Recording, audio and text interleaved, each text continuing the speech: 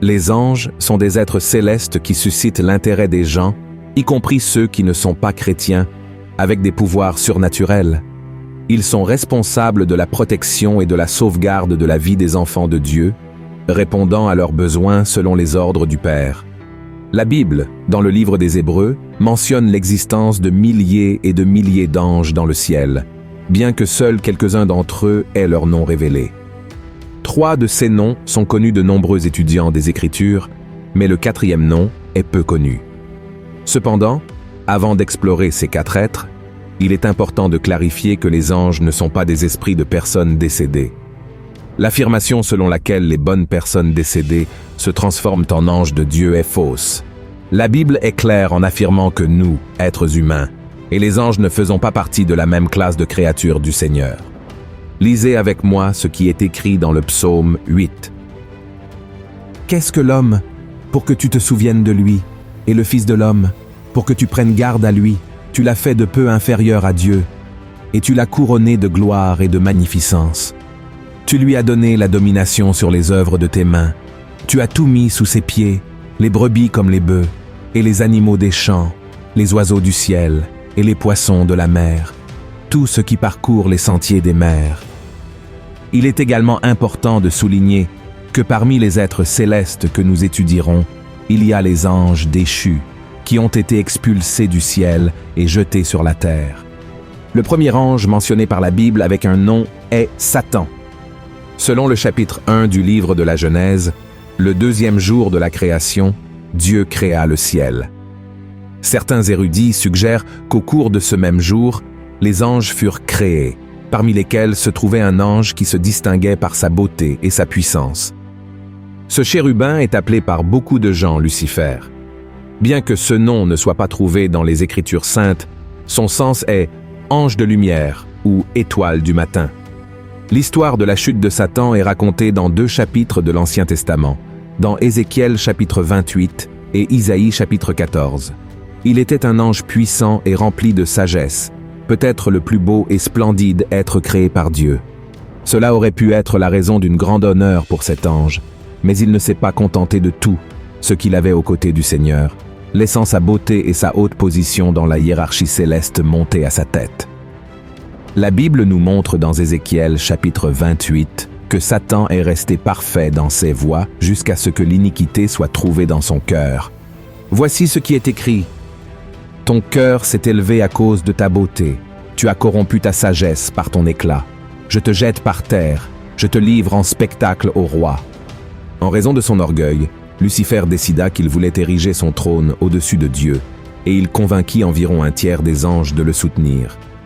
Il y eut alors une bataille dans le ciel, et les anges qui restèrent aux côtés du Seigneur vainquirent ceux qui s'étaient rebellés. Voici ce que dit la parole de Dieu à ce sujet. Et il y eut guerre dans le ciel. Michel et ses anges combattirent contre le dragon, et le dragon et ses anges combattirent, mais ils ne furent pas les plus forts, et leur place ne fut plus trouvée dans le ciel, et il fut précipité, le grand dragon, le serpent ancien, appelé le diable et Satan, celui qui séduit toute la terre, il fut précipité sur la terre, et ses anges furent précipités avec lui. L'armée des anges rebelles ne fut pas suffisante pour vaincre les cohortes célestes. Les perdants furent envoyés sur terre, d'où le terme ange déchu, et à la fin des temps, ils seront jetés dans le lac de feu, souffrant pour toute l'éternité. Insatisfait de sa défaite, Satan décida de détruire la race humaine, la création la plus parfaite de Dieu. Ainsi, nous lisons dans le livre de la Genèse qu'il se déguisa en serpent, se rendit dans le jardin d'Éden et persuada Adam et Ève à manger du fruit de l'arbre de la connaissance qui avait été interdit par Dieu. Ainsi, le péché entra dans le monde et le couple perdit son intimité avec le Créateur, étant chassé du paradis. Aujourd'hui, tout comme par le passé, Satan fait tout en son pouvoir pour apporter la condamnation aux êtres humains, les détournant du chemin du salut offert à travers le sacrifice de Jésus. La Bible dit que, pour tromper les enfants de Dieu, il est même capable de se déguiser en ange de lumière. Selon Michel.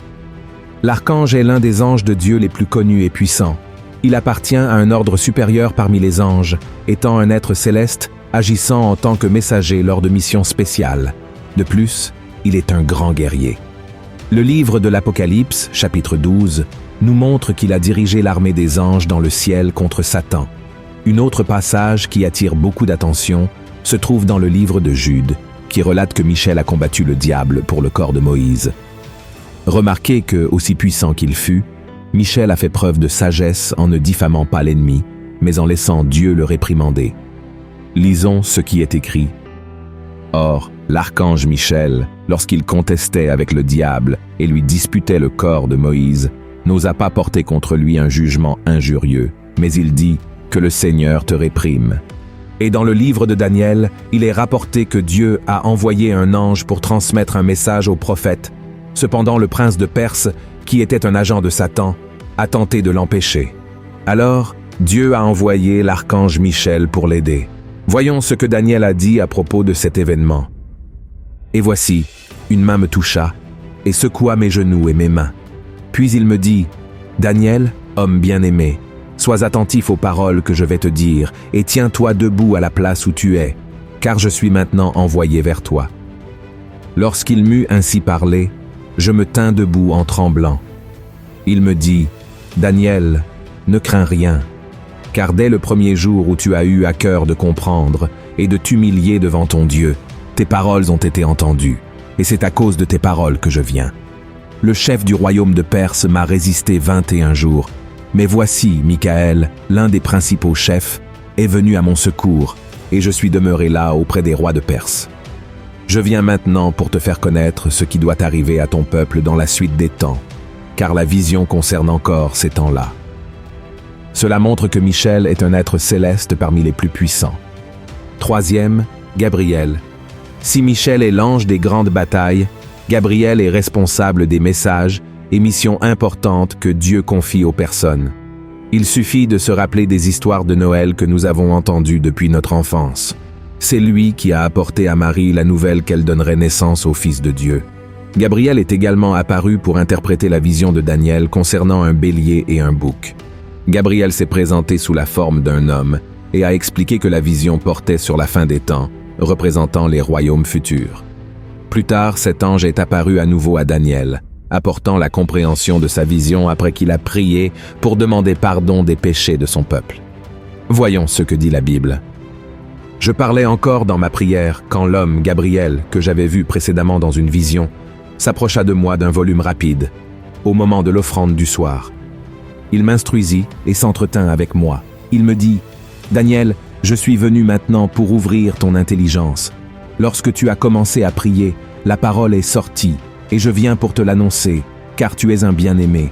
Sois attentif à la parole et comprends la vision. » Beaucoup d'années plus tard, l'ange apparut au prêtre Zacharie lorsqu'il offrait de l'encens à Dieu dans le temple. Gabriel prophétisa à Zacharie que lui et sa femme auraient un fils appelé Jean-Baptiste, et que ce fils serait chargé de préparer le peuple à recevoir le Sauveur. Zacharie douta du message et, en punition de son incrédulité, resta muet jusqu'à la naissance de l'enfant. 6 mois après avoir parlé à Zacharie, l'ange Gabriel apparut à une jeune femme nommée Marie et lui dit qu'elle serait enceinte et donnerait naissance au Fils de Dieu. Marie ne comprenait pas, étant encore vierge, mais Gabriel expliqua que l'Esprit Saint viendrait sur elle. Maintenant, passons au dernier ange nommé dans la Bible, que la plupart des gens ne savent même pas qu'il existe. Son nom est Abaddon ou Apollyon. Abaddon ou Apollyon sont les noms en hébreu et en grec qui signifient « ange de l'abîme ». Ces noms font référence à la destruction, et cet ange est mentionné par l'apôtre Jean dans l'Apocalypse, chapitre 9, lors du son de la 5e trompette. Voyons ce que la Bible dit à son sujet. Le 5e ange sonna de la trompette, et je vis une étoile qui était tombée du ciel sur la terre. La clé du puits de l'abîme lui fut donnée, et elle ouvrit le puits de l'abîme. Et il monta du puits une fumée, comme la fumée d'une grande fournaise, et le soleil et l'air furent obscurcis par la fumée du puits. De la fumée sortirent des sauterelles, qui se répandirent sur la terre, et il leur fut donné un pouvoir comme le pouvoir qu'ont les scorpions de la terre. Il leur fut dit de ne point faire de mal à l'herbe de la terre, ni à aucune verdure, ni à aucun arbre, mais seulement aux hommes qui n'avaient pas le sceau de Dieu sur le front. Il leur fut donné non de les tuer, mais de les tourmenter pendant 5 mois.